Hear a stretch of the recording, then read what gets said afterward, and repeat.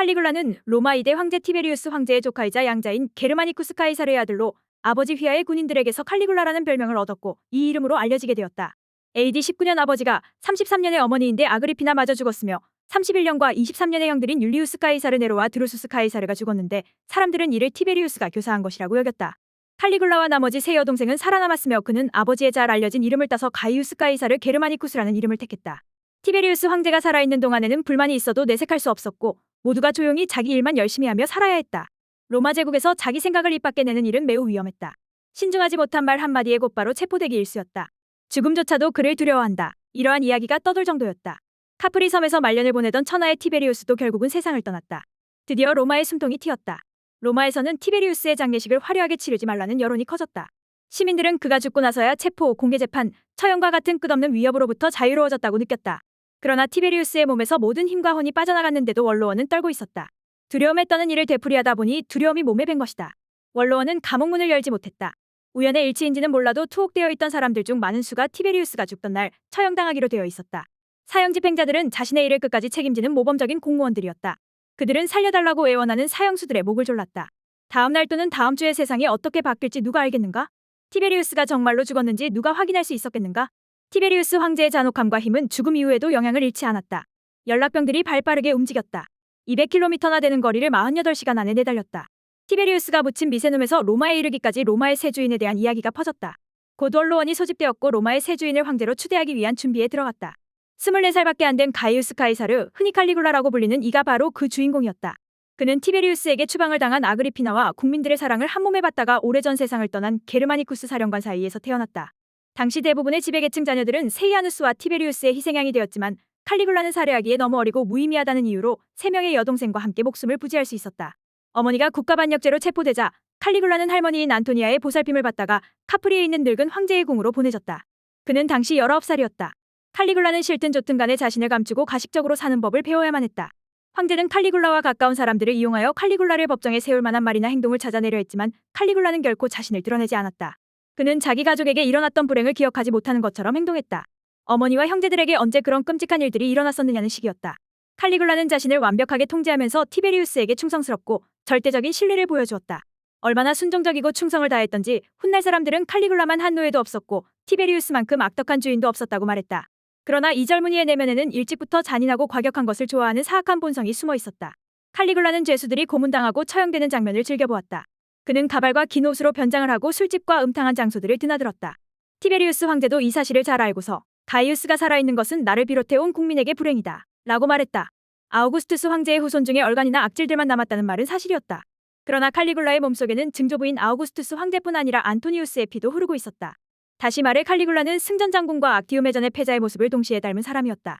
안토니우스에게서 물려받은 이집트에 대한 그리움, 동양적 낭만에 대한 병적인 동경 그리고 남매간 결혼에 대한 욕구가 칼리굴라에게 끼친 영향이 점차 드러났다. 칼리굴라는 늙은 황제의 장례를 간소하게 치르도록 명령하고 조사를 낭독하면서도 고인에 대한 이야기보다는 자기 아버지 게르마니쿠스와 증조부 아우구스투스에 대한 이야기를 더 많이 늘어놓았다. 그 이후 그는 어머니와 형제들이 끔찍하게 목숨을 잃은 캄파니아의 섬으로 여행을 갔다.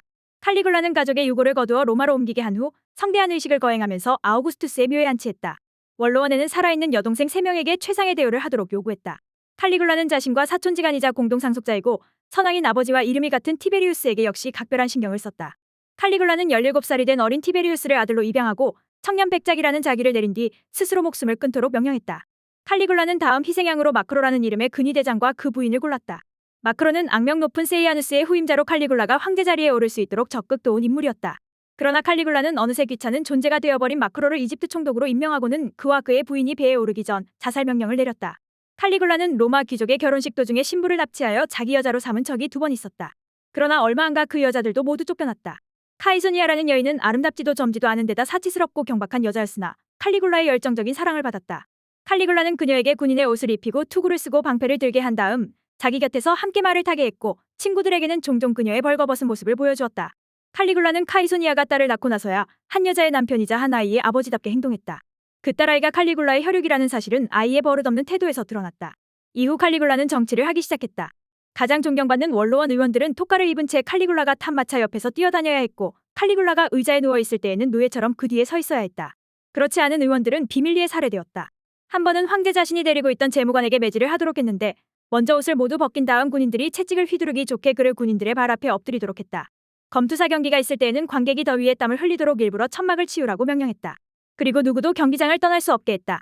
그는 종종 굶주린 맹수를 경기장에 풀어놓고 검투사 대신 늙고 병든 사람과 신체적 장애가 있는 한 집안의 가장들을 경기에 투입하기도 했다. 그러나 그것만으로는 황제의 성에 차지 않았다. 그는 곡식 창고를 폐쇄하고는 기아 상태를 선포했다. 또 감옥을 돌아다니며 맹수들에게 먹이로 던져줄 만한 죄수를 직접 고르기도 했는데 결정을 하기가 어려울 때에는 감옥에 있는 죄수를 전부 끌어내라고 했다. 황제는 선량하고 존경받는 사람을 직접 잡아다가 네 발로 기어 다녀야만 하는 좁은 우리에 가두는가 하면 잔혹한 농담으로 비인간적이고 잔인한 모습을 드러냈다. 자기 손으로 외딴 섬에 투옥시킨 여동생에게 자기 선뿐 아니라 칼도 갖고 있다고 전하라는 식이었다. 칼리굴라는 사형 선고장에 서명을 할 때 이제야 내가 죄값을 받는구나라고 중얼거리면서 사형 집행자에게 사형수가 고통스럽게 죽게 하라 라고 명령했다. 그들이 나를 두려워하는 한증오하게 내버려두라. 이것이 칼리굴라의 모토였다. 황제는 결코 만족을 몰랐다. 그는 신이 되고 싶었다. 칼리굴라는 전혀 새로운 형태의 목욕탕을 짓게 했고 세상에서 가장 희한한 요리와 음료를 만들게 했다. 로마의 네미 호수에는 이전에 볼 수 없었던 최고급 유람선이 떠다녔다. 칼리굴라는 바다의 가장 깊은 곳에 제방을 설치하기도 했다. 인공으로 가파른 절벽을 깎는가 하면 평지는 산으로 사는 평지로 만들었다. 모든 공사는 순식간에 완성되어야 했다. 시간을 지체했다가는 목숨을 부지할 수 없었다. 칼리굴라는 정치를 시작한 지 1년 만에 티베리우스가 물려준 전 재산 270만 세스테르티우스를 탕진했다. 그래서 말도 안 되는 세금을 징수하기 시작했다. 칼리굴라는 자신을 로마 재력가들의 상속자로 내세운 뒤 그런 내용의 통지를 받고도 계속 살아있는 자들에게는 독이 든 음식을 보냈다. 국고는 무차별적인 압류 덕에 다시 채워졌다. 그러다가 어느 날부터 칼리굴라는 불면증에 시달리기 시작했다. 그는 밤마다 3시간 이상 자지 못했다. 천둥이 치면 황제는 침대 밑으로 숨었다. 그는 여자 옷을 입고 황금색 수염을 길렀다. 오른손에는 신들의 상징인 번개 모형이나 삼지창 또는 뱀 형상의 지팡이를 들고 있었다. 그러고는 궁전에서 춤 공연을 열어 스스로 주인공이 되었다. 거의 미친 사람이나 마찬가지였던 이 황제는 3년 10개월 8일 동안 로마를 지배했다. 장교들이 황제를 제거하려고 하지 않았다면 칼리굴라는 더 오래 통치하려 했을 것이다. 고문, 살인, 막대한 세금 착취 등으로 인해 칼리굴라는 장교들의 미움을 샀다.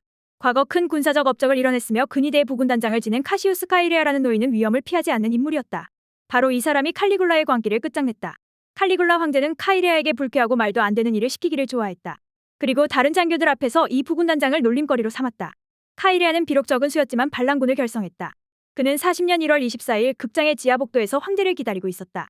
칼리굴라가 극장에서 나가려던 순간 카이레아는 황제의 목에 비수를 꽂았다. 그리고 다시 한번 황제의 가슴을 찔렀다. 당신의 운명은 이것으로 완성되었소. 카이레아가 소리쳤고 칼리굴라는 고통스러워하며 바닥에 쓰러져 몸을 비틀었다.